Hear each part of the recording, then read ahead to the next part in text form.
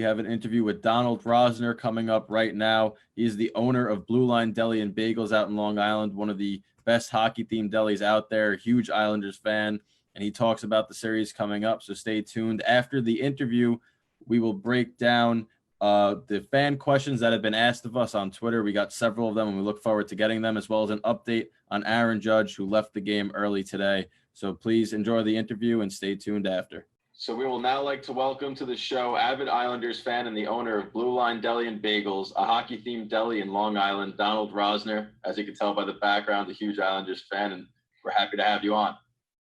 How you doing, guys? Very happy to be on. So to kick things off for our viewers who have never been to Blue Line Deli and Bagels, just tell them a little bit about the deli and what you guys are all about. Yeah, so it's, first and foremost, we're a deli. We have really good food. We use really quality stuff, when we make our sandwiches. So, if you're looking for a good bite to eat, doesn't matter if you're a fan of sports or not, you can come here and get a good sandwich. But, the theme of the place is mostly Islanders, but every NHL team is represented here. It's kind of like a dream project for me. I've been working in this business my entire life, and I always wanted to do something that involved hockey. I wasn't a good hockey player, so I thought, how can I combine my worlds? And, I've been a diehard Islander fan since I was a kid. My family always took me to games and stuff, and it just seemed to make sense. I made a joke that my wife wouldn't let me have a man cave in my house, so I kind of made one here, and it's going really well.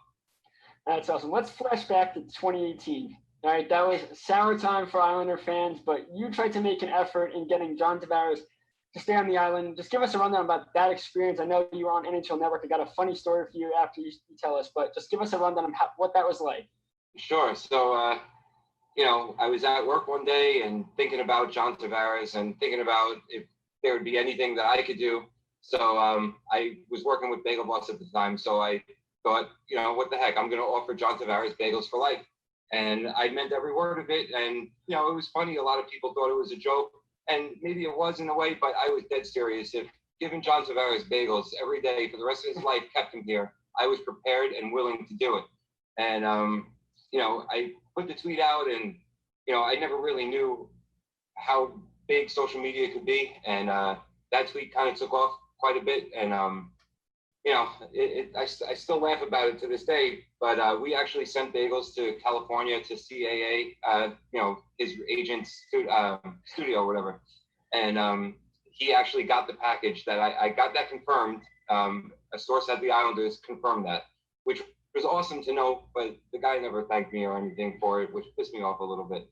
But we sent a tweet, offered him bagels for life, and, he declined. So I'm working NHL Network in 2018, the summer of 2018, and didn't know you at the time. We're not related to Rosner connection. We're not related at all. And I'm sitting at the desk, and I can watch shows set up. So I'm watching an NHL show, whatever show, and all of a sudden I see them rolling out bagels, and I'm just like, all right, this is weird. And then I watch the show, and it's you on NHL Network. Didn't know you haven't. I'm just thinking about this yesterday. I go, holy crap! I watched this guy go on NHL Network. Didn't even remember it at all. What was that like? Yeah, so when all that stuff was happening, there was no hockey on or anything. So I got an invitation to go to the NHL Network, and, they wanted to talk about it, my offer and everything. So my cousin actually, who works with Bagel Boss also, we got in the car, drove to Jersey, and, we were there with EJ Radick, and, we were just like, for me, that was like incredible. I've never really been on TV before. I was nervous as all hell.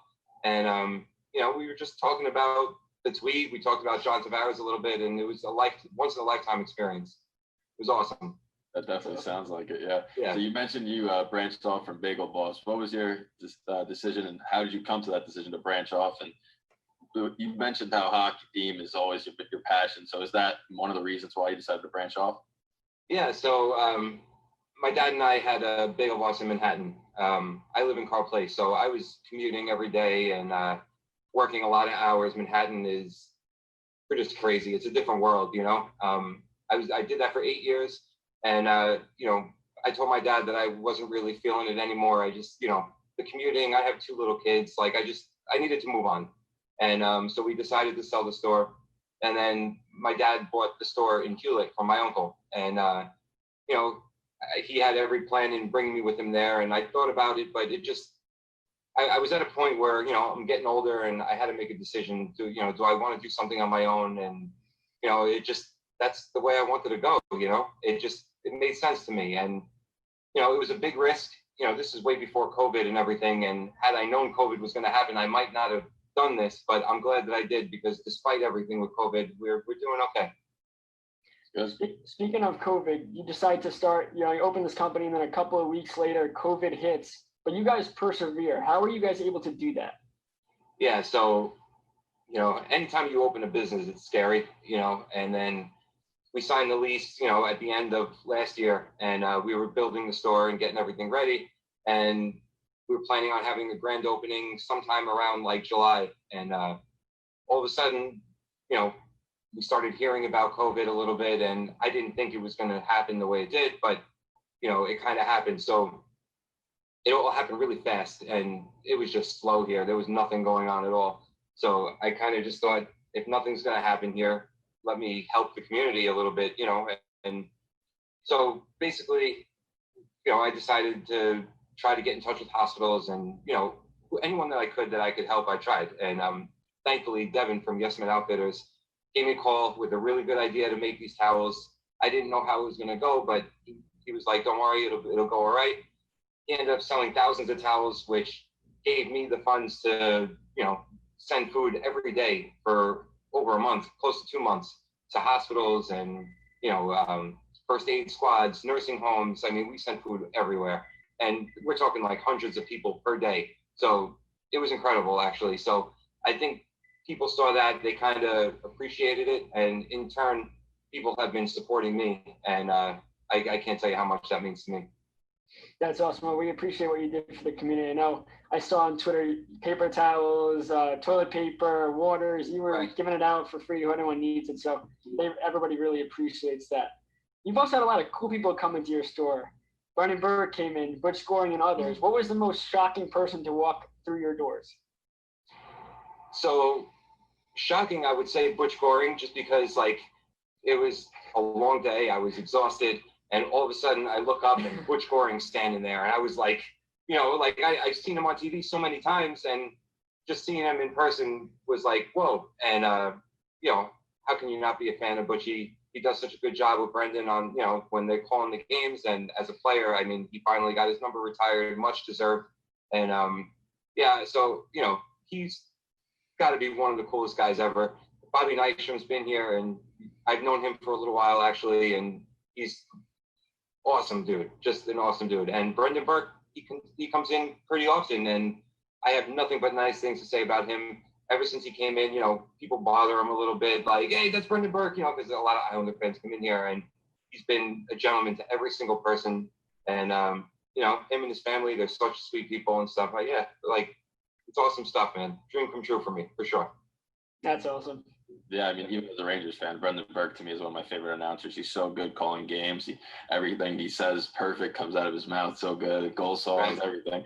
But so let's get back to hockey. With the Brendan Burke segue, the Islanders face the Capitals tomorrow in the first round of the Stanley Cup playoffs. Rejuvenating a heated rivalry. So, what do you expect to see from the Islanders, and are you confident that they could handle everything the Caps are going to throw at them in advance? Okay, I'll say this: Ross Johnston will be in the lineup. And I'm pretty sure he's going to knock Tom Wilson on his what. These guys don't forget this stuff. Excuse me. And I just think that we have a lot to prove. I think the Capitals are a little bit older. They're an amazing team. I'm not definitely not taking them for granted or lightly. But I think that if we play our game and we stay out of the penalty box, I think we could stand with them for sure.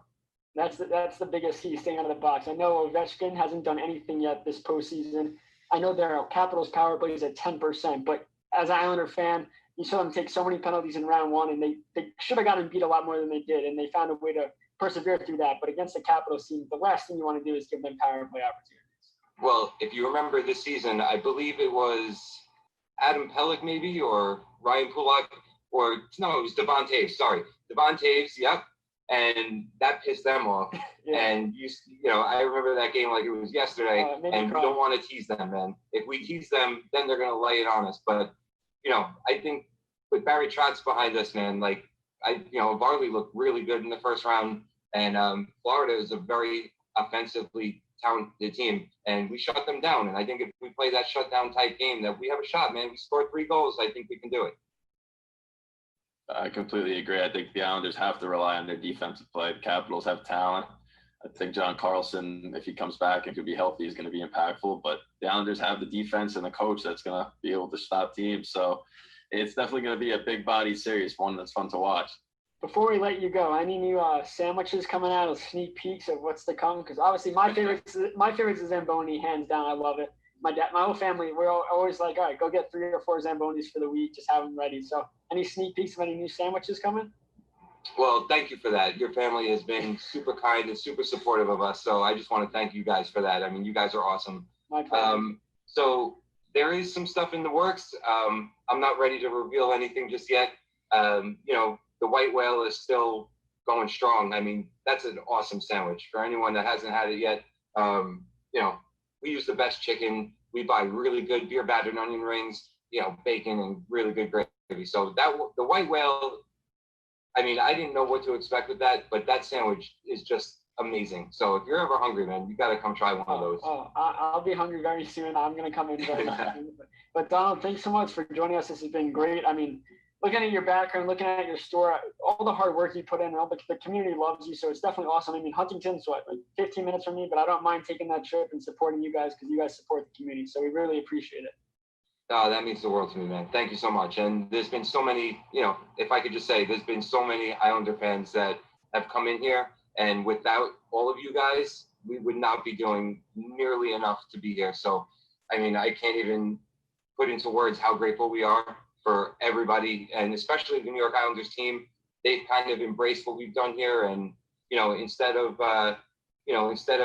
looking at us in a bad way, they embrace us. And, it's a dream come true for me, man. I can't even put it into words. It's just awesome. So thank you.